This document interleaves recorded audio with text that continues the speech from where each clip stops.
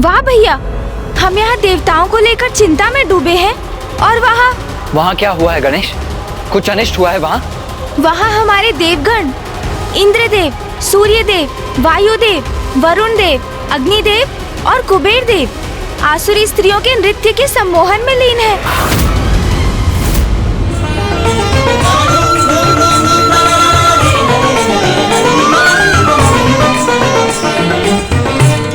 और आसुरी पेय का पान कर उनके मिष्ठान भी खा रहे हैं। अनर्थ। इस बार तो देवता दोषपूर्ण व्यवहार की सभी सीमाएं लांघ चुके हैं। हाँ भैया, और शुंभ के छल में फंस भी रहे हैं वो। किंतु गणेश, क्या है शुंभ की चाल? क्या तुम्हें उसका कोई अनुमान है? वही तो अभी तक ज्ञात नहीं कर सका हूँ भैया। चलिए भैया, मेरे साथ आइए। चलो? कहाँ चलो गणेश? भैया, शुंभ के राजभवन, उनके महोत्सव में। हाँ भैया, चलिए। ये तुम क्या कह रहे हो गणेश? अभी कुछ समय पूर्व तुमने ही तो कहा था कि देवताओं को अपने कर्मों का फल स्वयं भुगतना चाहिए, अपनी भूल से सीख लेनी चाहिए। और अब तुम स्वयं उनकी सहायता करना चाहते हो? उनकी सहायता करने की बात मैंने कहाँ की है भैया? मैं तो वहाँ जाकर शुंभ की योजना ज्ञात करना चाहता हूँ। इंद्रदेव और अन्य देवता तो उनकी राजसभा से इतने सम्मोहित है कि वो उनकी कपट योजना कदापि नहीं समझ सकेंगे, किंतु मैं और आप, हम दोनों ये अवश्य ज्ञात कर सकेंगे भैया कि अंततः शुंभ की योजना क्या है, क्या रहस्य है इसके पीछे। इसके पूर्व की बहुत विलंब हो जाए भैया, हमें ये वहाँ जाकर उजागर करना ही होगा। उचित है। और भैया, मैं और आप भी तो देवता ही है ना। ये उत्सव देवताओं के सम्मान में ही तो है, इसलिए हमारा वहाँ होना सर्वथा उचित है। और फिर उत्सव के भोजन का आनंद अकेले कुबेर देव ही क्यों उठाएं? हम भी तो हैं।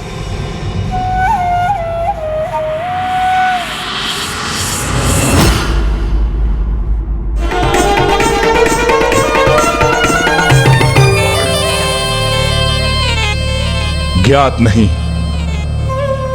हम असुर वर्ग स्वर्ग के लिए युद्ध क्यों करते थे, जबकि क्या नहीं है हमारे पास? अतः धन है, मणियां है, स्वर्ण है, बहुमूल्य रत्न है, हीरे हैं, रजत, लोह, ताम्र आदि सभी खनिज हैं। पाताल का सागर अनेक औषधों से परिपूर्ण है। संसार की सर्वाधिक सुंदर स्त्रियां यही हैं। फिर हम असुर वर्ग स्वर्ग के लिए संघर्ष क्यों करें? यही विचार कर मैंने मित्रता का मार्ग अपनाया। इंद्रदेव, और मैं अत्यंत प्रसन्न हूं कि आपने विवेकपूर्ण निर्णय लेकर मेरे मित्रता के प्रस्ताव को स्वीकार भी किया। मित्र शुंभ, मैं आपसे पूर्णतः सहमत हूँ और इस बात से अत्यंत प्रसन्न भी हूँ कि अंततः हमारी इस मित्रता के नवीन अध्याय के साथ हमारे मध्य के परस्पर विरोध से भी हमें हमेशा के लिए छुटकारा प्राप्त होगा और हम सभी हमें प्राप्त समस्त निधियां और सुख सुविधाओं का आनंद ले पाएंगे।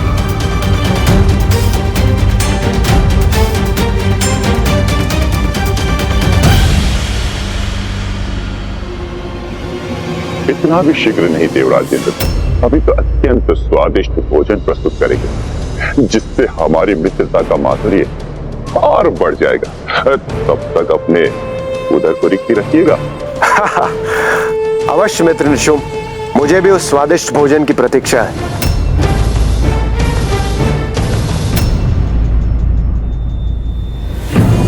स्मरण है ना शुंभ, अब तुम्हें क्या और कैसे करना है?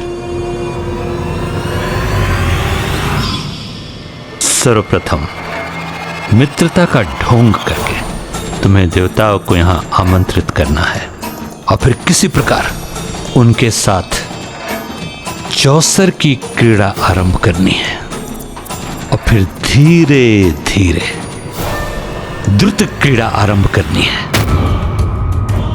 सर्वप्रथम इस क्रीड़ा में पराजित होकर तुम्हें अपनी वस्तुएं गंवानी होंगी। पराजित होना है हमें? वस्तुएं गंवानी है? पर हम उन देवताओं से पराजित क्यों होंगे गुरुदेव? पराजित होने से देवताओं का लोभ बढ़ेगा और वो क्रीड़ा के प्रति और उत्साहित होंगे। इसके बाद उनसे उनका सर्वस्व छीन लेना है।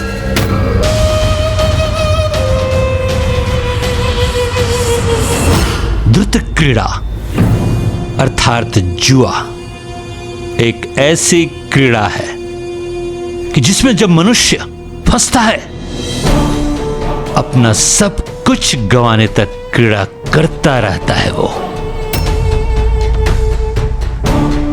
तुम्हें भी इंद्र को इसी क्रीड़ा में फंसाकर देवताओं का सब कुछ जीत लेना है तुम्हें। किंतु गुरुदेव, हम स्वयं कैसे पराजित होंगे? चौसर की क्रीड़ा में तो सब कुछ पासों पर निर्भर होता है ना?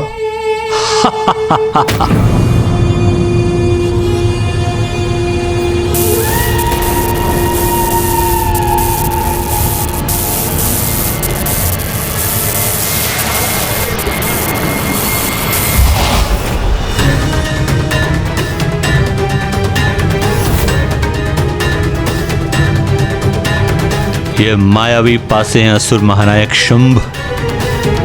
तुम जैसे चाहोगे वैसे ही ये गिरेंगे।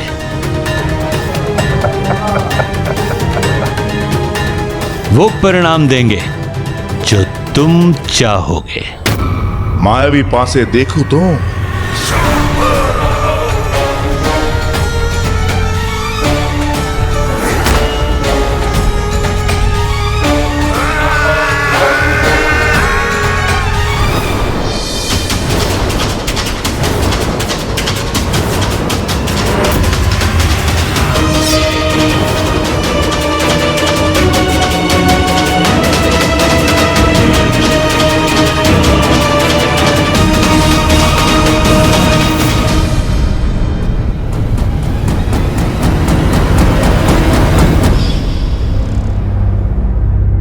इन देवताओं को अपने जाल में फंसाकर सदा के लिए नष्ट कर दो इन्हें। अब इस काम में विलंब उचित नहीं।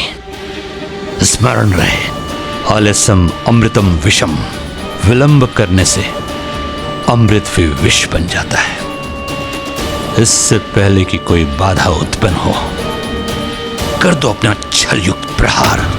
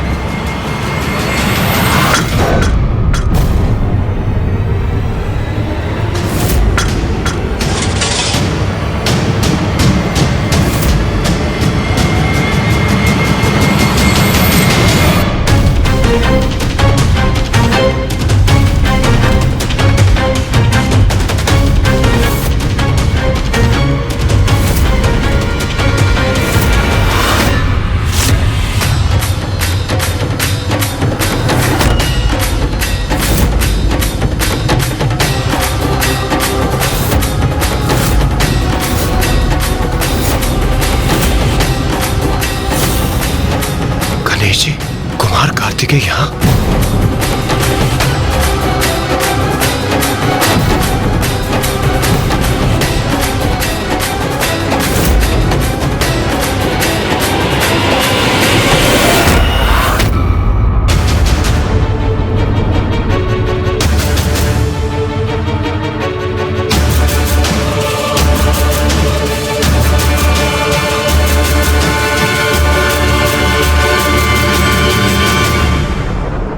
पूज्य गणेश और देव सेनापति कार्तिकेय, ये दोनों भ्राता यहां क्यों हैं? कहीं ये हमारी योजना में बाधा तो नहीं उत्पन्न करेंगे? अरे वाह भैया, ये तो वास्तव में महोत्सव ही है। प्रथम पूज्य गणेश गणेश जी और देव सेनापति कुमार कार्तिकेय हमें यहाँ देखकर कहीं क्रोधित तो नहीं? असुर महानायक शुंभ, संकट के संकेत हैं ये दोनों। बहुत चतुर हैं, इनसे सावधान रहेंगे, नहीं तो ये हमारी योजना विफल कर देंगे। उचित तो यही होगा कि जैसे ये आए हैं वैसे ही लौट जाए इसी क्षण। उचित है गुरुदेव, यही आपकी इच्छा है तो यही होगा।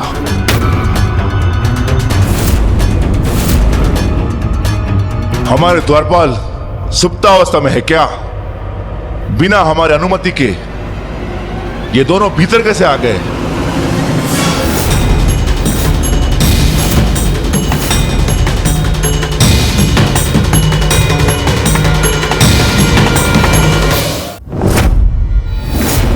ये क्या कह रहे हैं असुर महानायक शुंभ? देवोत्सव है ये, तो इसमें गणेश जी और कुमार कार्तिकेय के सम्मिलित होने के लिए किसी अन्य अनुमति की कोई आवश्यकता नहीं। तुम जो कोई भी हो, ये तुम्हारे जैसे बूढ़े भटकों का विश्राम स्थल नहीं कि मुंह उठाए और चले आए। ये महाराज शुंभ का राजमहल है और ये उनकी राज्य सभा। बिना उनके अनुमति के तुम्हारी उपस्थिति का कोई औचित्य नहीं है। अच्छा, सूर्य देव, वायु देव, वरुण देव, अग्निदेव और कुबेर देव के इस असुर राजसभा में होने का क्या औचित्य है? एक भ्रष्ट और विचित्र गजमुख बालक, दिखाई नहीं देता तुम्हें? ये सब देवता हैं और महाराज शुंभ ने इनके सम्मान में भव्य उत्सव का आयोजन किया है और ये सब हमारे अतिथि हैं। ओ, तो देवताओं के सम्मान में है ये उत्सव। तो मैं अपने अनुज का परिचय भी दे देता हूं। ये है प्रथम पूज्य गणेश।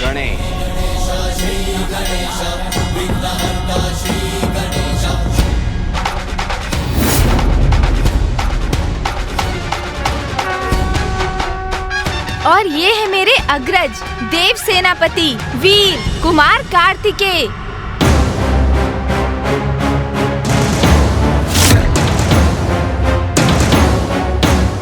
प्रतीत होता है ये दोनों किसी भी अवस्था में यहाँ से प्रस्थान नहीं करेंगे। ये देवताओं भी विचित्र है। एक विचित्र सा गजमुख उनका प्रथम पूज्य है। कैसा है ये देव सेनापति? इसे तो मैं पल भर में कुचल कर रख दूंगा। मुझे तनिक भी नहीं भा रहे हैं ये दोनों। असुर महानायक, अनुमति दें तो इन दोनों को यहीं भस्म कर दे हम। इंद्रदेव, आपने नवीन असुर महानायक शुंभ को इस बात से अवगत नहीं करवाया कि प्रथम पूज्य गणेश के बिना तो कोई भी उत्सव, कोई भी समारोह अधूरा है। भूल तो हुई, किंतु आपसे नहीं विश्वकर्मा जी, स्वयं महादेव से हुई है ये भूल। मुझसे भूल हुई है देवी? कैसी भूल? जिसे प्रथम पूज्य के स्थान पर स्वयं आपने और समस्त देवताओं ने स्थापित किया था, उसी परम पूज्य गणेश की पूजा करना भूल गए आप। जो कार्य प्रथम पूज्य गणेश की अर्चना से प्रारंभ होगा वो अवश्य पूर्ण होगा। कुमार कार्तिकेय उचित कह रहे हैं। उत्सव का शुभारंभ तो प्रथम पूज्य गणेश जी से ही होना चाहिए। असुर गुरु शुक्राचार्य शुंभ तो अभी अभी अपने पद पर आसीन हुए, नवीन असुर महानायक है, तो मैं मानता हूं कि अधिक ज्ञात नहीं है इन्हें।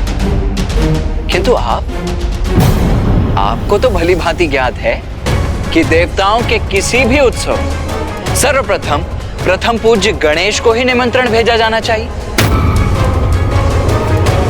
इतनी बड़ी, वो भी आपसे हुई,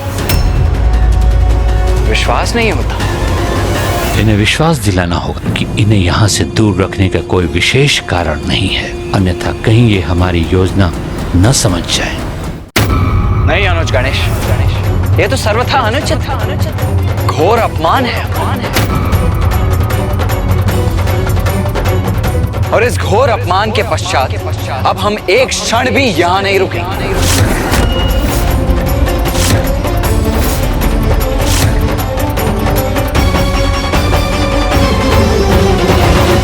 वाह, जो हम चाहते थे वो स्वतः ही हो गया।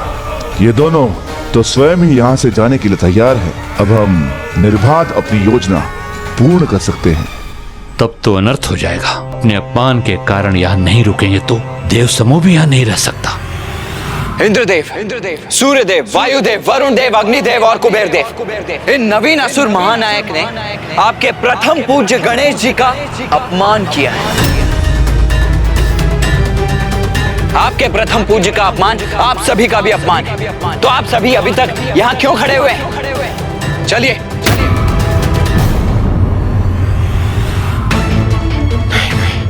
ये क्या हो गया?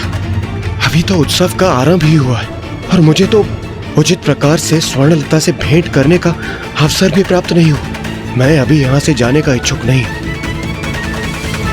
चलो अनुज। जी भैया, चलिए। निरर्थक हो जाएंगे हमारे सभी प्रयत्न, व्यर्थ हो जाएगी हमारी योजना। नहीं, हम गणेश जी और कुमार कार्तिकेय के साथ इन देवताओं को यहाँ से कदापि नहीं जाने दे सकते।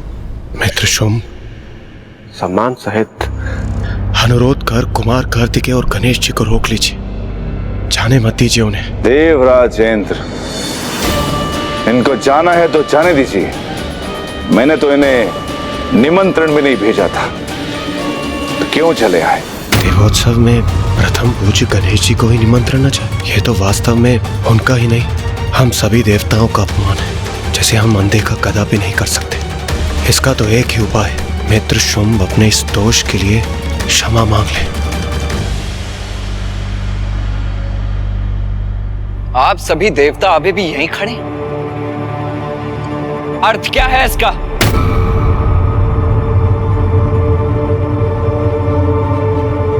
क्या आप सभी को आपके प्रथम पूज्य गणेश जी का अपमान स्वीकार है?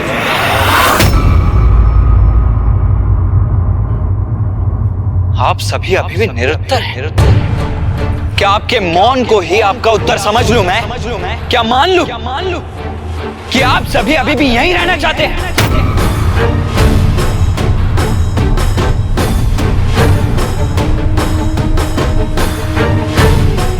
उचित है फिर। चलो गणेश। जो अनुचित है उसका हम समर्थन कैसे कर सकते हैं? कदाचित यहाँ से प्रस्थान करने के अतिरिक्त कोई उपाय शेष नहीं है हमारे समक्ष।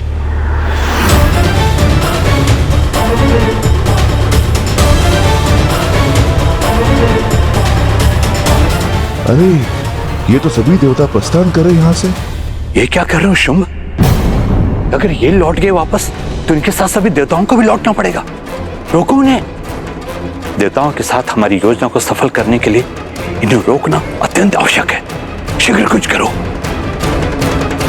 रुकिए।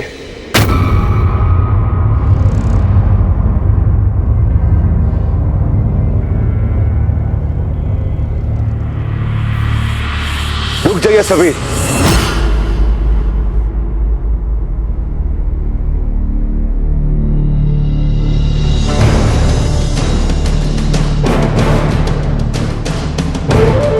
मुझे क्षमा कर दीजिए गणेश जी,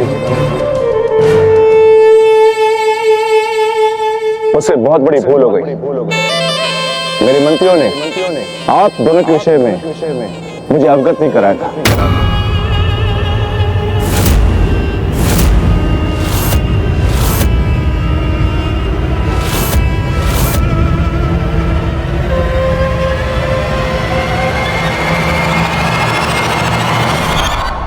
हाँ, हम समझते हैं। आप तो अभी असुर महानायक बने हैं ना? अभी तो आपको बहुत कुछ जानना सीखना शेष है। किंतु चिंता मत कीजिए, धीरे धीरे सब समझ जाएंगे आप। और फिर ऐसी भूल कदापि नहीं करेंगे।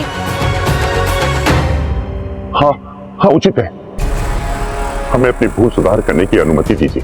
आप यहाँ आए, हमारा आतिथ्य स्वीकार किए बिना यहाँ से चले जाएं, ये कैसे संभव है? इस उत्सव का आनंद लिए बिना हम जाने नहीं देंगे। विनम्र विनती को स्वीकार करें और अपने साथ का सौभाग्य प्रदान करके हमें कृतार्थ करें।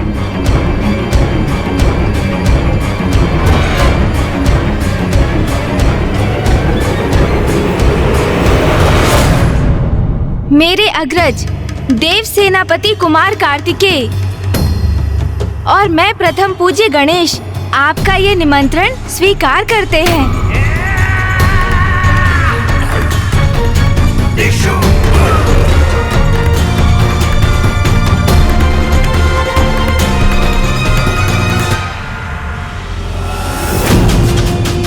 गणेश और कार्तिकेय की आगमन योजना धरी की धरी रह गई, किंतु यहां तक पहुंचाकर इस मौके को भी नहीं गंवाया जा सकता।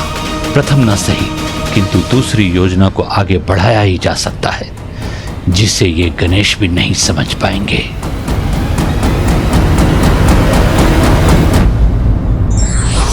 शत्रु चाहे कितनी भी चतुराई करे, बुद्धिमान व योग्य व्यक्ति वही होता है जो युक्ति से उसकी चतुराई विफल कर दे।